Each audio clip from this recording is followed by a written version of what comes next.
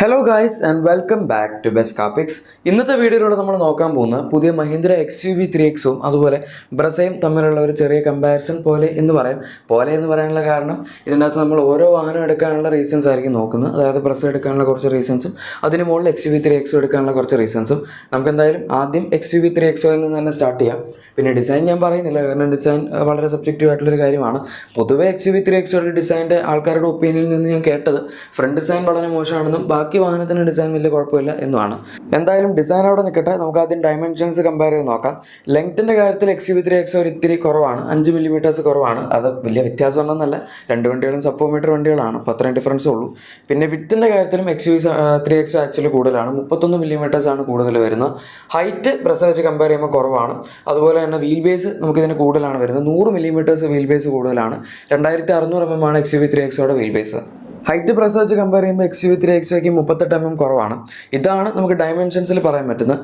ഇനി ഫീച്ചേഴ്സിലേക്ക് വരികയാണെങ്കിൽ XUV3Xയ്ക്ക് ബ്രസ വെച്ച് കമ്പയർ ചെയ്യുമ്പോൾ എന്തോരം ഫീച്ചേഴ്സാണ് അഡീഷണൽ കിട്ടുന്നത് നോക്കാം. പറഞ്ഞു വരുമ്പോൾ ഇഷ്ടംപോലെ ഫീച്ചേഴ്സ് ഉണ്ട്. ആദ്യത്തെ തന്നെ ഇലക്ട്രോണിക് പാർക്കിംഗ് ബ്രേക്ക് ആണ്. പിന്നെ നമുക്ക് ഇതിൻ്റെ അകത്ത് level 2 advance driver assistance system വരുന്നുണ്ട്. ബ്രസയിൽ അങ്ങനത്തെ പരിപാടികളൊന്നുമില്ല. പിന്നെ ഡ്യുവൽ സോൺ ഓട്ടോ AC നമുക്ക് ഇതിൻ്റെ അകത്ത് അവൈലബിൾ ആണ്. 65 വാട്ട്സിൻ്റെ ചാർജർ ഫ്രണ്ടിൽ അവൈലബിൾ ആണ്. അതുപോലെ നമുക്ക് മൾട്ടിപ്പിൾ ഡ്രൈവ് മോഡ്സ് വരുന്നുണ്ട്. അതുപോലെ സ്റ്റിയറിംഗിന് മൾട്ടിപ്പിൾ മോഡ്സ് വരുന്നുണ്ട്. ഹാർമൻ കാർഡിൻ്റെ ഓഡിയോ സിസ്റ്റം ആണ് ഇതിൻ്റെ അകത്ത് വരുന്നത്. പിന്നെ നമുക്ക് സോഫ്റ്റ് ടച്ച് ഡാഷ്ബോർഡാണ് വരുന്നത് ടോപ്പ് പോർഷനിൽ. അതുപോലെ ഡോർ പാഡ്സിന് ടോപ്പ് പോർഷനിൽ സോഫ്റ്റ് ടച്ച് മെറ്റീരിയൽസ് ഉണ്ട്. ബ്രസയുടെ ഡാഷ്ബോർഡിൽ സോഫ്റ്റ് ടച്ച് ഒന്നുമില്ല. പിന്നെ ഡോറിലാണെങ്കിലും ഡോർ പാഡ്സിൽ മാത്രമാണ് സോഫ്റ്റ് ടച്ച് വരുന്നത്. ഇതിൻ്റെ ഡോർ പാഡ്സിലും അതുപോലെ ടോപ്പ് പോർഷനും മൊത്തം സോഫ്റ്റ് ടച്ച് ഫിനിഷാണ് അവർ കൊടുത്തിരിക്കുന്നത്. അതുപോലെ നമുക്ക് ഇൻഫോടൈം സിസ്റ്റം ഇൻസ്ട്രുമെൻറ്റ് ലിസ്റ്റും പറയാം. ബ്രസയിൽ 9 ഇഞ്ച് ആണെങ്കിൽ ഇതിൻ്റെ അകത്ത് 10.25 ഇഞ്ച് ഇൻഫോടൈം സിസ്റ്റം ആണ്. അതുപോലെ ഇൻസ്ട്രുമെൻറ്റ് ലിസ്റ്റും നമുക്ക് ഇതിൻ്റെ അകത്ത് 10.25 ഇഞ്ച് തന്നെയാണ് വരുന്നത്. ബ്രസയിൽ പക്ഷേ 4.2 ഇഞ്ചോളം സൈസ് വരുന്ന MID സ്ക്രീനുള്ള അനലോഗ് ഇൻസ്ട്രുമെൻറ്റ് ലിസ്റ്റ് ആണ് അതിൻ്റെ അകത്തുള്ളത്. അപ്പോൾ ഇതാണ് ഫീച്ചേഴ്സിൽ നമുക്ക് പറയാൻ പറ്റുന്നത്. പിന്നെ ബ്രസയിൽ ആക്ച്വലി ഫ്രണ്ട് പാർക്കിംഗ് സെൻസേഴ്സും ഇല്ല, നമുക്ക് ഇതിൻ്റെ അകത്ത് ഫ്രണ്ട് പാർക്കിംഗ് സെൻസേഴ്സും അവൈലബിൾ ആണ്. എക്സ്റ്റീരിയർ ലുക്കിൽ നമുക്ക് ഇതിൻ്റെ അകത്ത് 17 ഇഞ്ച് അലോയ് വീൽസ് അവൈലബിൾ ആണ്. പക്ഷേ ബ്രസയിൽ 16 ഇഞ്ചാണ് വരുന്നത്. പക്ഷേ അത് ബ്രസയുടെ കേസ് മാത്രമല്ല, ഈ സെഗ്മെൻറ്റിൽ മിക്ക വണ്ടികളും 16 ഇഞ്ച് തന്നെയാണ് സ്റ്റാൻഡേർഡ് ആയിട്ട് കമ്പനികൾ കൊടുക്കാറ്. ഇതിപ്പോൾ XUV3Xയിലാണ് ഒരു പുതിയതായിട്ട് 17 ഇഞ്ച് കൊണ്ടുവന്നിരിക്കുന്നത്. ആക്ച്വലി XUV300 ആദ്യം ഇറങ്ങിയ സമയത്ത് അതിൻ്റെ അകത്തും 17 ഉണ്ടായിരുന്നു. അത് പിന്നെ അവർ നൈസായിട്ട് എടുത്ത് കളഞ്ഞു. ഇപ്പോൾ പിന്നെയും കൊടുത്തിട്ടുണ്ട് 17 ഇഞ്ച്. അടുത്ത സെഗ്മെൻറ്റ് ബസ് ഫീച്ചറാണ് പാനോറാമിക് സൺറൂഫ്. ഇത് നമുക്ക് ബ്രസയിൽ അവൈലബിൾ അല്ല. ബ്രസയിൽ പണ്ട് സൺറൂഫേ ഇല്ലായിരുന്നു. ഇപ്പോൾ പിന്നെ അവർ പുതിയ ഫേസ് ലിഫ്റ്റ് വന്നപ്പം അതിൻ്റെ അകത്തൊരു സിംഗിൾ പെയിൻ സൺറൂഫ് കൊടുത്തായിരുന്നു. പക്ഷെ എന്തായാലും ഇത്രയും വലിയ സൺറൂഫ് അല്ല അതിൻ്റെ അകത്ത് വരുന്നത്. ഇതൊരു സ്കൈ റൂഫ് എന്നാണ് മഹീന്ദ്ര വിളിക്കുന്നത്. പക്ഷേ ആക്ച്വലി സംഭവം പാനോറാമിക് സൺറൂഫാണ്. അപ്പോൾ അത് നല്ലൊരു അപ്ഗ്രേഡ് ആയിട്ട് വേണമെങ്കിൽ പറയാം. ഈവൻ തോടെ അത്ര യൂസബിൾ അല്ലെങ്കിലും ആൾക്കാർക്ക് സൺറൂഫ് ഭയങ്കര ഇഷ്ടമാണ്. അതുകൊണ്ട് സൺറൂഫുള്ള മോഡലും ആൾക്കാർ വാങ്ങും. ഇനി അടുത്തത് നമുക്ക് ഇതിൻ്റെ അകത്ത് കിട്ടുന്ന എഞ്ചിൻ ഓപ്ഷൻസ് ആണ്. ഓപ്ഷൻസ് എന്ന് പറയുന്നത് വളരെ ഇമ്പോർട്ടൻ്റ് ആണ്. കാരണം നമുക്ക് XUV3Xയിൽ 3 എഞ്ചിൻ ഓപ്ഷൻസ് ഉണ്ട്. ബ്രസയിൽ ആകെപ്പാട് ഒരൊറ്റ എഞ്ചിൻ ഓപ്ഷൻ മാത്രമേ വരുന്നുള്ളൂ. XUV3Xയിൽ 3 എഞ്ചിൻ എന്ന് പറയുമ്പോൾ ഒന്ന് 1.2 ലിറ്റർ M-Falcon സീരീസിൽ വരുന്ന പെട്രോൾ എഞ്ചിനാണ്, MPFA പെട്രോൾ എഞ്ചിനാണ്. 110 PS4 അതുപോലെ 200 Nm ടോർക്കുമാണ് ജനറേറ്റ് ചെയ്യുന്നത്. ഇത് തന്നെ ബ്രസയിൽ വരുന്ന ഒരു എഞ്ചിനേക്കാൾ കൂടുതലാണ്. പിന്നെ വരുന്ന 1.2 ലിറ്റർ TGDI പെട്രോൾ എഞ്ചിനാണ്. 130 bhp 230 Nm ടോർക്ക് നോർമലിലും 250 Nm ടോർക്ക് ഓവർ ബൂസ്റ്റിലും ജനറേറ്റ് ചെയ്യുന്നുണ്ട്. ഇത് നമുക്ക് 6 സ്പീഡ് മാനുവലും 6 സ്പീഡ് ടോക്കൺ കൺട്രോൾ ഓട്ടോയിലും ലഭിക്കും. 1.2 M-Falcon MPFA നമുക്ക് 6 സ്പീഡ് മാനുവലും അതുപോലെ 6 സ്പീഡ് AMT ഓട്ടോമാറ്റിക്കലും ആയിരിക്കും ലഭിക്കുന്നത്. പിന്നെ ഒരു 1.5 ലിറ്റർ ഡീസൽ എഞ്ചിൻ ഉണ്ട്. അത് 117 PS4 300 Nm ടോർക്കാണ് ജനറേറ്റ് ചെയ്യുന്നത്. ഈ ഡീസൽ എഞ്ചിനും നമുക്ക് 6 സ്പീഡ് മാനുവലും അതുപോലെ 6 സ്പീഡ് AMT ഓട്ടോമാറ്റിക്കലും ലഭിക്കുന്നതായിരിക്കും. പവർ ഷിഫ്റ്റ് എന്നാണ് മഹീന്ദ്ര എന്നെ വിളിക്കുന്നത്. സംഭവം AMT ആണ്.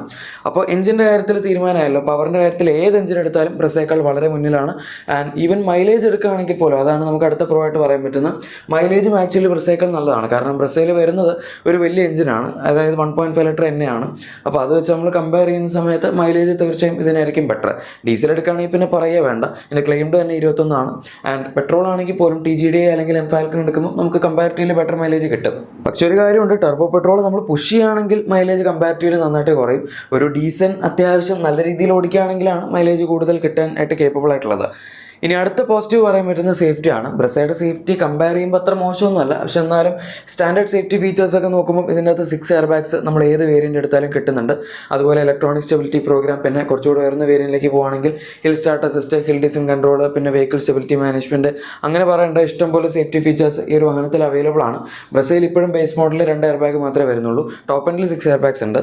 ഇനി അടുത്ത പ്ലസ് പോയിന്റ് ഹാൻഡ്ലിംഗ് ആണ്. പണ്ട് നമ്മുടെ ഡീസൽ ബ്രസ ഉണ്ടായിരുന്ന സമയത്ത് അതിൻ്റെ ഹാൻഡ്ലിംഗ് ആക്ച്വലി നല്ലതായിരുന്നു. ഈവൻ കോർണേഴ്സിലൊക്കെ ആണെങ്കിലും അത്യാവശ്യം രസമായിരുന്നു. പക്ഷേ അത് ആ ഡീസൽ എഞ്ചിൻ്റെ വെയിറ്റ് ഫ്രണ്ടിൽ ഉള്ളതുകൊണ്ടായിരുന്നു. ഇപ്പോൾ പെട്രോൾ മാത്രമായപ്പം കമ്പാരിറ്റീവ്ലി തന്നെ ഹാൻഡ്ലിംഗ് കുറച്ച് മോശമായിട്ടുണ്ട്. സ്റ്റെബിലിറ്റിയും ഹാൻഡ്ലിംഗും വലിയ കുഴപ്പമൊന്നുമില്ല. പക്ഷേ എന്നാൽ XUV3X വെച്ച് കമ്പയർ ചെയ്യുമ്പം ഹൈ സ്പീഡ് സ്റ്റെബിലിറ്റിയും കുറച്ചുകൂടി ബെറ്റർ ഇതിൻ്റെയാണ്. ആൻഡ് ഈവൻ കോർണേഴ്സിലാണെങ്കിൽ പോലും തന്നെ സ്റ്റിയറിംഗ് അത്ര ഭയങ്കര ഫീൽസമൊന്നും അല്ലാന്നേ ഉള്ളൂ. അല്ലാത്ത കാര്യത്തിലൊക്കെ ഈ വാഹനം ഹാൻഡ്ലിങ്ങിൻ്റെ കാര്യത്തിൽ നല്ലതാണ്. ഇനി അടുത്ത മെയിൻ അഡ്വാൻറ്റേജ് വരുന്ന പ്രൈസിൻ്റെ കാര്യത്തിലാണ്. പ്രത്യേകിച്ച് മഹീന്ദ്രൻ്റെ MPFI എഞ്ചിൻസ് വളരെ വാല്യൂഫോണിയായിട്ട് തന്നെയാണ് പ്രൈസ് ചെയ്തിരിക്കുന്നത്. 7.49 lakhs ബേസ് മോഡലിൻ്റെ പ്രൈസ് സ്റ്റാർട്ട് ചെയ്യുന്നത്. ഈ പ്രൈസ് പോയിന്റിൽ ശരിക്കും പറഞ്ഞാൽ ടർബോ പെട്രോൾ എഞ്ചിൻസ് കിട്ടുന്ന ഒരു വാഹനം ഇവിടെ ഇല്ല. മിക്ക CSUVസും ഇപ്പോൾ 8 lakhs അല്ലെങ്കിൽ 8 lakhsന് മുകളിലാണ് നിൽക്കുന്നത്. നമുക്ക് മാഗ്നൈറ്റും കയറിൻ്റെ ഒക്കെ NA വേരിയൻസ് ആണ് ഈ പ്രൈസ് പോയിന്റിൽ കിട്ടുന്നത്. അതും എഞ്ചിൻ വളരെ മോശമാണ്. അതിൻ്റെ ടർബോ എടുക്കുകയാണെങ്കിൽ അതുവരെ 8ന് മുകളിൽ പോകുന്നുണ്ട്. അപ്പോൾ അത് വെച്ച് കമ്പയർ ചെയ്യുമ്പോൾ മഹീന്ദ്ര നന്നായിട്ട് തന്നെ പ്രൈസ് ചെയ്തിട്ടുണ്ടെന്ന് പറയാം. ആൻഡ് 9.99 lakhs അതിൻ്റെ MPFI എഞ്ചിൻസിൻ്റെ പ്രൈസ് തീരുകയും ചെയ്യും. ബ്രസയുടെ പ്രൈസ് സ്റ്റാർട്ട് ചെയ്യുന്നതിന് 8.34 lakhs എന്ന് വെച്ചാൽ പറഞ്ഞു വരുമ്പോൾ നമുക്ക് ഏകദേശം ഒരു 85,000 rupees ഡിഫറൻസ് പറയാൻ പറ്റും. പിന്നെ ഇതിൻ്റെ ടോപ്പ് എൻഡ് വേരിയൻസ് ഒക്കെ അത്യാവശ്യം എക്സ്പെൻസീവ് ആണ്. ഇപ്പോൾ ഡീസലോ അല്ലെങ്കിൽ 1.2 TGDI ഒക്കെ നിങ്ങൾ എടുക്കുകയാണെങ്കിൽ മാക്സിമം പ്രൈസ് 15.5 lakhs വരെ നമ്മുടെ പെട്രോൾ ഓട്ടോമാറ്റിക്കിന് പോകുന്നുണ്ട് X7L. അതുപോലെ ഡീസൽ ആണെങ്കിൽ മാനുവലിൽ 15 lakhs ഓട്ടോമാറ്റിക് വരുമ്പോഴേക്കും അവിടെയും 15.8 lakhs വരെയൊക്കെ എക്സ്ഷോറും പോകുന്നുണ്ട്. അതായത് ടോപ്പിൻ്റെ ഇപ്പോൾ ഫീച്ചേഴ്സ് കൂടുന്നതനുസരിച്ച് തീർച്ചയായും പ്രൈസും വളരെ എക്സ്പെൻസീവ് ആണ്. 12 lakhs TGDI മോഡലിൻ്റെ പ്രൈസ് സ്റ്റാർട്ട് ചെയ്യുന്നത്. അത് X5 Pro മുതലാണ് തുടങ്ങുന്നത്. ഈ പ്രൈസിങ്ങിൽ നമ്മൾ ടോപ്പ് എൻഡ് കമ്പയർ ചെയ്യുമ്പോൾ ബ്രസയ്ക്കും ഒരു അഡ്വാൻറ്റേജ് ഉണ്ട്. അത് ഞാൻ അവിടെ പറയാം. കാരണം ഇനി നമ്മൾ ഡിസ്കസ് ചെയ്യാൻ പോകുന്ന XUV3XYക്ക് മുകളിൽ ബ്രസ എടുക്കാനുള്ള റീസൺസ് ആണ്. സോ ഇവിടെ ഇപ്പം ഒരുപാട് റീസൺസ് ഒന്നും പറയാനില്ല. ഡിസൈൻ ഇപ്പം നിങ്ങൾക്ക് വേണമെങ്കിൽ പറയാം.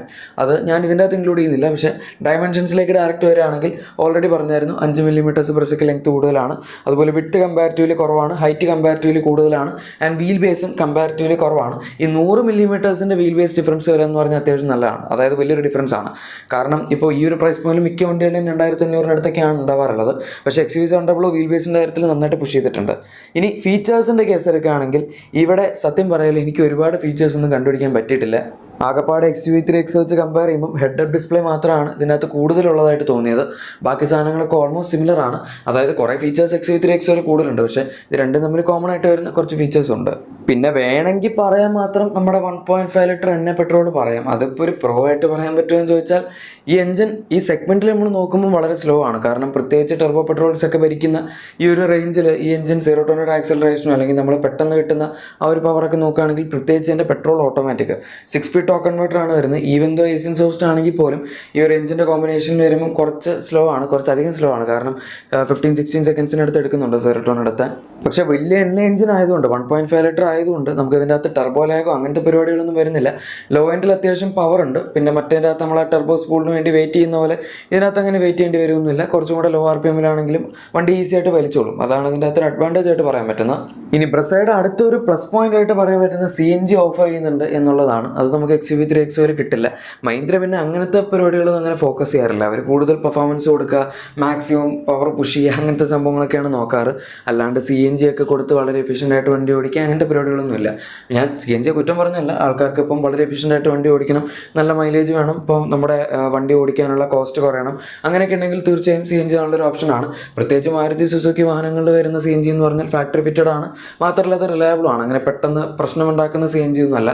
അത് വെച്ച് വരുന്ന എഞ്ചിൻ്റെ ട്യൂണിംഗ് ആണെങ്കിൽ പോലും നല്ലതാണ്. നമുക്ക് ഭയങ്കര പവർ ഡ്രോപ്പ് ഒന്നും ഫീൽ ചെയ്യില്ല. ഇപ്പോൾ പുറത്തുനിന്നൊക്കെ ചെയ്യുകയാണെങ്കിൽ അത്യാവശ്യം നല്ല പവർ ഡിഫറൻസ് ഫീൽ ചെയ്യും CNGയും പെട്രോളും തമ്മിൽ സ്വിച്ച് ചെയ്യുമ്പോൾ. എനിവേ പിന്നെ ഇനി ലാസ്റ്റ് ആൻഡ് ഫൈനൽ പ്രോ ആയിട്ട് ബ്രസയുടെ കേസിൽ പറയാൻ പറ്റുന്ന ആഫ്റ്റർ സെയിൽസും സർവീസും ഒക്കെയാണ്. മഹീന്ദ്രയുടെ സർവീസ് എക്സ്പീരിയൻസ് പണ്ടത്തെ വെച്ച് കമ്പയർ ചെയ്യുന്നത് നന്നായിട്ട് ഇമ്പ്രൂവ് ആയിട്ടുണ്ടെങ്കിൽ പോലും ഇപ്പോഴും ചില സ്ഥലങ്ങളിലൊക്കെ കുറച്ച് പ്രശ്നങ്ങളുണ്ട്. മാരുതിക്ക് പിന്നെ ഇഷ്ടം പോലെ ഡീലർഷിപ്പിൻ്റെ നെറ്റ്വർക്ക് ഉണ്ട്. എവിടെ പോയാലും നമുക്കൊരു സർവീസ് സെൻറ്റർ കിട്ടും.